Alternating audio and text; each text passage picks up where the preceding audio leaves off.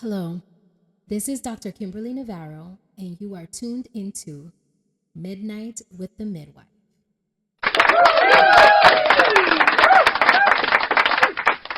So, welcome all. This is my podcast, and I wanted to create this series of videos for two main reasons. Number one, to exercise my creativity, and number two, to tell my story.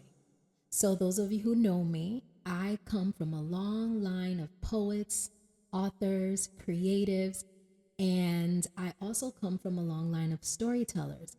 So, this is me embodying those two important parts of me and sharing that with the world. So, today is October 5th, and today marks the beginning of the National Midwifery Week.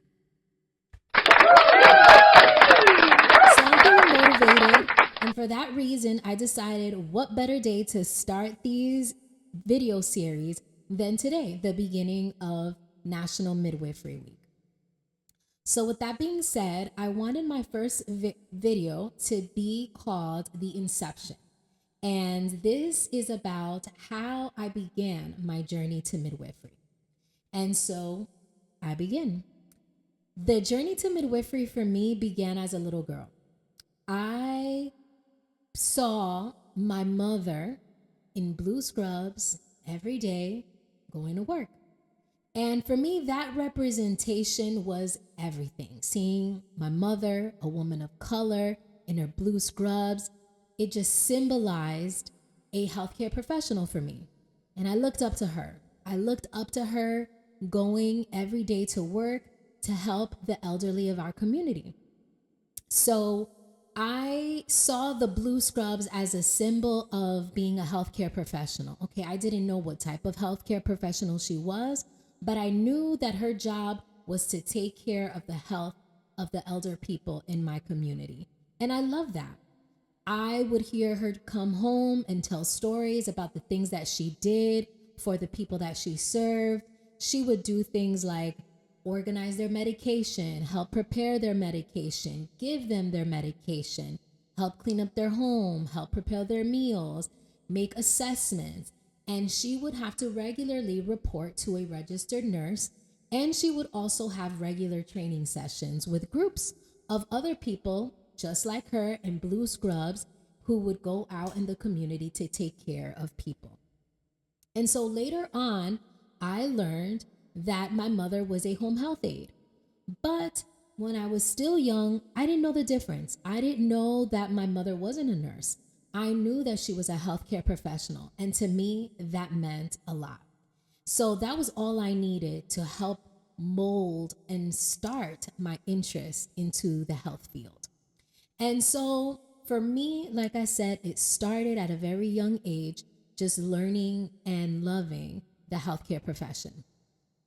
And after my mom, I had an auntie. So I was blessed to have an aunt who is my father's sister, who is an epidemiologist. And for as long as I can remember, I would go visit her in the Dominican Republic. And I would see her going to work and again taking care of people. My auntie is my father's older sister. So for both of my parents, she was like a big sister and someone everyone, the entire family looks up to still to this day. And so that message of admiration for her being a physician and a healthcare provider just grew inside of me. And it cultivated this love for being a healthcare provider and for being well educated. So, of course, I go on, and as I grow up and I go to high school, I was also fortunate to have the opportunity to be enrolled into an elective called Health Professions. And so a registered nurse taught this class, and I took it. I took it my junior year. So I was 16 years old, enrolled in this class called Health Professions, and it was all about teaching kids about different health professions out there. So we would have guest speakers who were all different kinds of physicians, specialists, nurses, and we would learn from them. We would learn about their stories, we would learn about what they did and their own journey to the healthcare profession of, that they had. And so again, my interest grew, I learned more. And through the class, we also developed skills on how to take vital signs, how to use a sphygmomanometer, how to use a stethoscope. And I loved all of that. In addition to all that, the class also required that we commit to some volunteer hours in the hospital. So I love that too. I took on a position at the mother baby unit in the newborn nursery. And so my job was to fold the baby blankets and fill up the water pitchers for all the mamas who were there having their babies. And so this was a small community hospital in Passaic, New Jersey. So a little bit about Passaic, New Jersey. I was born and raised in Passaic, New Jersey, and it is a inner city that is only 3 square miles. So literally you can walk all around Passaic, New Jersey. And so within this very small inner city, there were actually 3 hospitals when I was growing up there.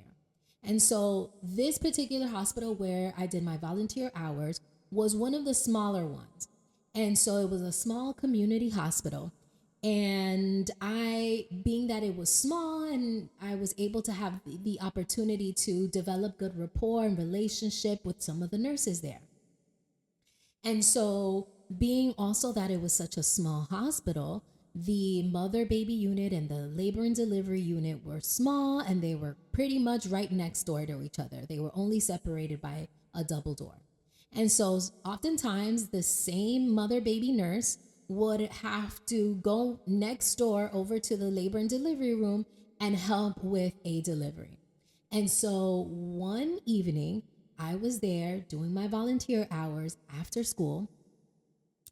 And one of the nurses who I became very comfortable with and had a great relationship with, she was actually my friend's auntie. So there happened to be a woman who was in labor and about to give birth. And so she said, "Kim, do you want to see a birth?" And of course, I lit up and I was excited. Of course, I wanted to see that birth. So at the tender age of 16, I was involved with and helped with my very first birth. And for me, that was the mark that sealed the deal.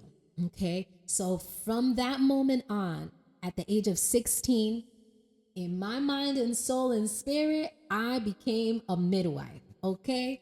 I loved the birth work. I loved everything involved in helping a mama birth her baby. So what also happened in that very special experience was that I was able to see the difference between how nurses work and how a physician worked.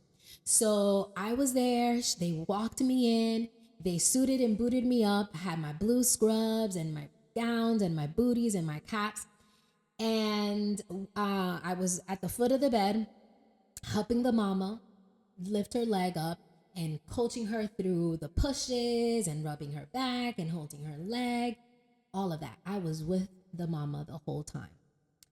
And then it came a point where we all saw the baby's head at the perineum, the top of the baby's head at the perineum, and I felt the nurses kind of get antsy and we were kind of waiting. When is this physician going to come? And so at the very last second, he barges in through the door, and there's this older guy, white man with a big belly, and he barges through the door, and he's talking about something completely irrelevant to the sacredness of the woman giving birth in our face.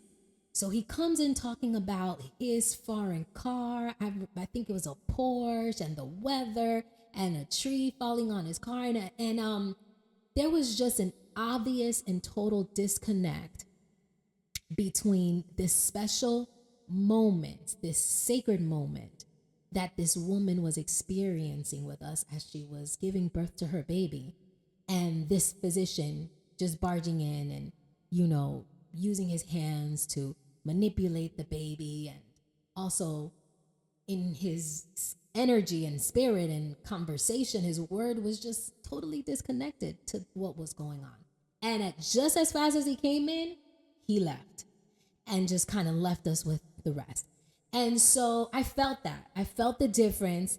And from that moment on, like I said, it marked me. And I knew that I wanted to be with women during birth and pregnancy and labor, but I did not want to be a physician.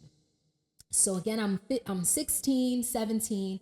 And so that moment also for me was the deciding factor of going into the nursing profession.